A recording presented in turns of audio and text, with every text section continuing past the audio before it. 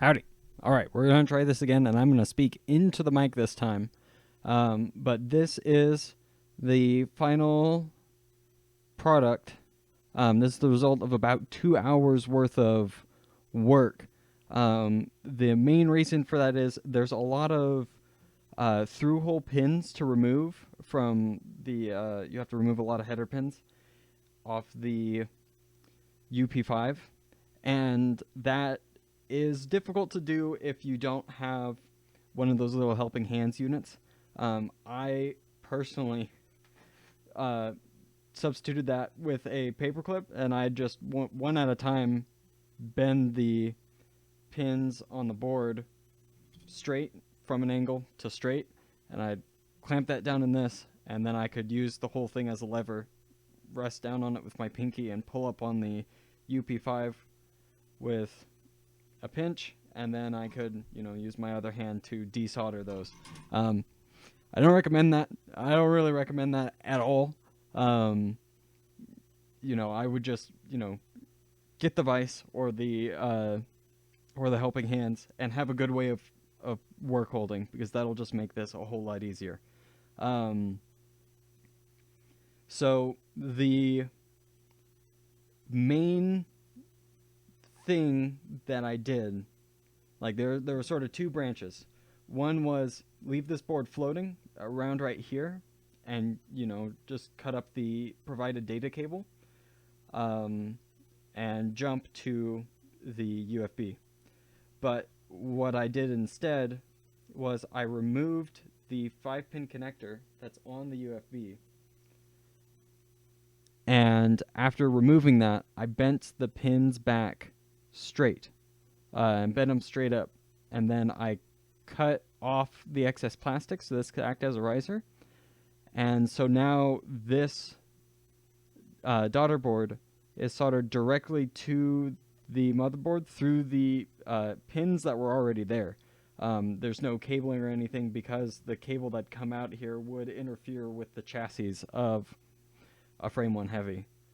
It may not on the lights. I haven't, I don't own one. I haven't worked on them. But in the case of the Heavy, there's exactly enough room for the header pin that was here to stick out, and that's it. So I removed this header pin from the UFB only because I was afraid of it touching the power cables here and shorting.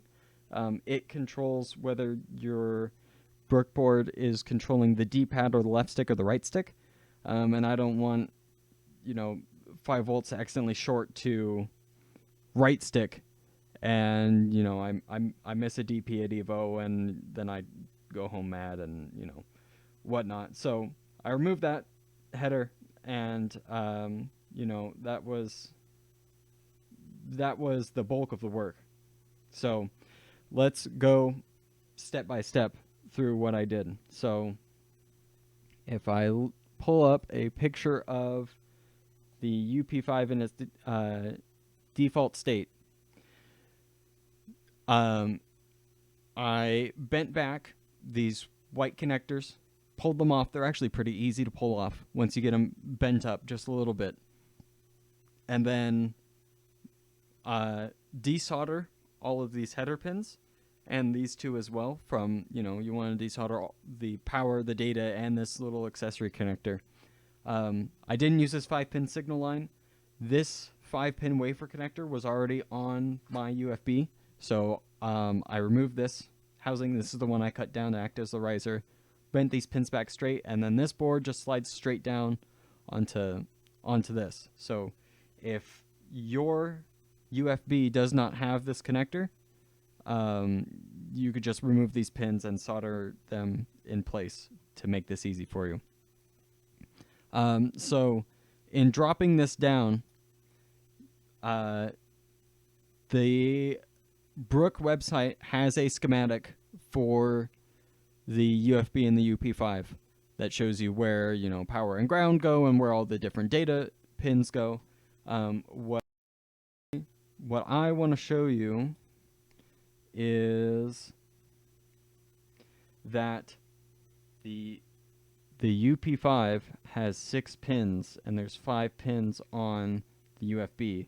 So these 5 pins all go into the UP5 on the right, and the 6th pin, the first pin on the left, 6th pin from the right, is empty. And so that gets you the correct alignment to solder directly down to those pins.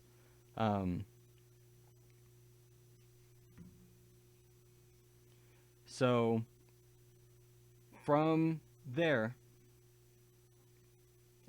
step 1 is removing those header pins. Remember also to remove the one from the UFB right here. Second step is bending these pins straight and removing this connector and cutting it down. Step 3 is not soldering the UP5 down to the UFB. The first thing you want to do is use the exposed ends of the power cable and solder them down to the UP5, because this is going to be a much more difficult solder job to do if you do that after the fact. So do that first, and you'll have a long tail here with a, with a little connector sticking off the end of it. So solder the loose ends of the power cable down to the board first. Make sure you get the which one's 5 volts and which one's ground down correct, because reversing those could release the magic smoke. So step 3 is solder your power cable to the UP5. Step 4 is solder the UP5 to the UFB pins. And then step 5, once you've got that done, is to route these cables down and around the board, and then you'll solder them down. 5 volts goes to pin 1, and then ground goes to pin 6, counting from the bottom. 1, 2, 3, 4, 5, 6. So, like I said, there's a schematic on Brook's website that'll show you that and make that pretty clear. But I wanted to demonstrate that. So I think that's pretty simple. I think it could be, an hour 15 long block of time. But if, your time is scarce, make sure you block out at least 2 hours to try this, especially if you're not familiar with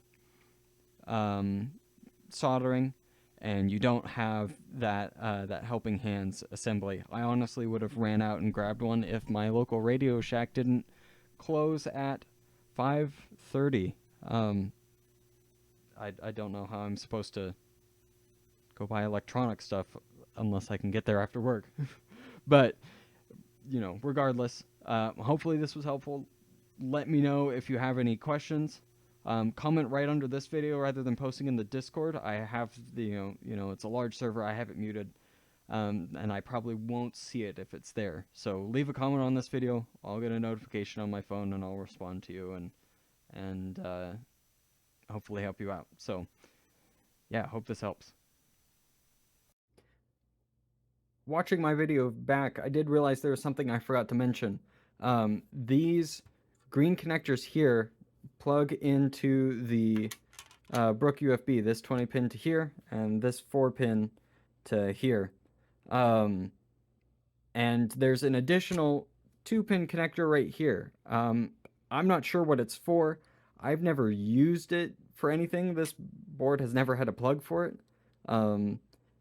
Maybe it fits some accessory feature like the plug that was there on some other SKU of Brook board. But I've never used it, and it was getting in the way of the assembly. So similarly to, removing the rest of the through-hole components, I just, heated up one side, waited until the solder was flowing, and then pulled it right out. And with that, there's no more clearance issues at all. But if you're doing the assembly this way, you will have to remove this little pin from right there.